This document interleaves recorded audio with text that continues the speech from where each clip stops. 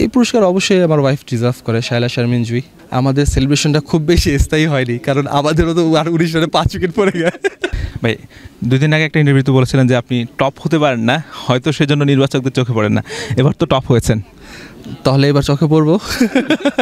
আশা করি দেখবে, যেহেতু লাইভ টেলিকাস্ট খেলা হয়েছে তাই আর লিস্ট দেখতে হবে না, সবাই লাইভই দেখে নিয়েছে হয়তোবা। কি প্রত্যাশা করছেন যে এই টুর্নামেন্টের পর এইচপি কিংবা অন্য কোনো দলে আপনার সুযোগ আশা করছেন কিনা? দেখুন, এইচপিতে আসলে বাংলাদেশ অনূর্ধ্ব 23 পর্যন্ত আমরা এখন কনসিডার করা হয়, তাই এইচপি টিম তো আসলে এখন আর আমার জন্য না।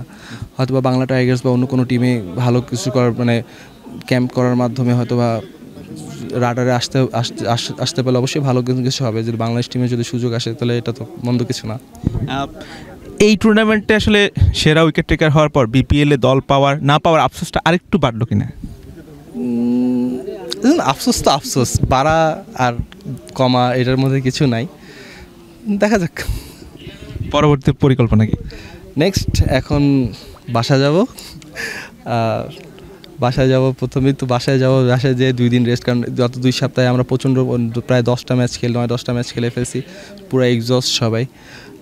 যারা বিপিএল খেলবে তাদের জন্য অনেক টাফ, আসলে তাদেরও রেস্ট দরকার, কিছুটা রেস্ট দরকার। কোথাও ঘুরতে যাব হয়তোবা, আর বিপিএলের সুযোগ হলে বিপিএল খেলবো। পরিবারের কারোর সঙ্গে কথা হয়েছে? হ্যাঁ, শুধুমাত্র আমার ওয়াইফের সাথে কথা হয়েছে, যে সবসময় আমার পাশে ছিল থাকে এবং যে আমার ইন্সপিরেশনের জায়গাটা যে। এই সেরা পুরস্কারটা কাকে ডেডিকেটেড করতে? এই পুরস্কার অবশ্যই আমার ওয়াইফ ডিজার্ভ করে, শায়লা শারমিন জুই।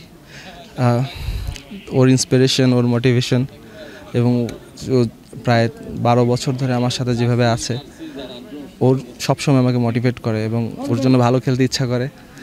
ভালো কোনো কিছু পেলে সবচেয়ে বেশি খুশিটা ওই হয়, যেহেতু আমার লাইফ পার্টনার। আমার কাছে ঝড় গেলে ওর কাছে বৃষ্টিটা আসবে, ওর কাছে এটা খুবই স্বাভাবিক। সব মিলে চ্যাম্পিয়ন হয়েছেন, অনুভূতিটা কেমন? চ্যাম্পিয়নের অনুভূতি আসলে আনডিসক্রাইবেবল, কারণ আপনি এটা আসলে কিছু বলতে মানে কী বলবো বুঝতে পারেন। তাছাড়া রংপুর আমাদের নিজেদের, আমাদের হোম বলতে পারেন, আমাদের মাতৃভূমি বাংলাদেশ ঠিকই, কিন্তু আমাদের জন্য তো রংপুরটাই আমাদের সবথেকে এগিয়ে। তাই রংপুর যখন ভালো কিছু করে চ্যাম্পিয়ন হয় তখন ওটার ফিলিংসটা অন্যরকম ভালো লাগে, রংপুরের জন্য যখন চ্যাম্পিয়ন হতে পারি। বলছিলেন যে আসলে পরবর্তী ঘুরবেন ফিরবেন, একটু রেস্ট নেবেন, এরপরে যে আবার ক্রিকেট জীবনে ফিরবেন।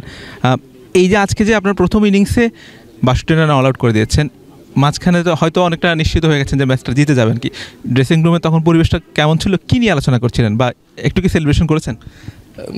দেখুন, আমরা যখন ওদেরকে অল আউট করে ড্রেসিং রুমে আসি, আমাদের সেলিব্রেশনটা খুব বেশি স্থায়ী হয়নি, কারণ আমাদেরও তো আর 19 রানে 5 উইকেট পড়ে গেছে, তাই সেলিব্রেশনটা খুব অনেকক্ষণ হয়নি। পরে সেলিব্রেশনের জায়গায় হার্টবিট সবার বেশি বেড়ে গিয়েছিল, কারণ আসলে সেলিব্রেশনের জায়গাটা তো ছিলই না। পরে আরিফ যাওয়ার পর একটা বাউন্ডারি, 2টা বাউন্ডারি মারার পর আরিফ যখন আলো, তোর হার্টবিট সবার আরও বেড়ে যায়।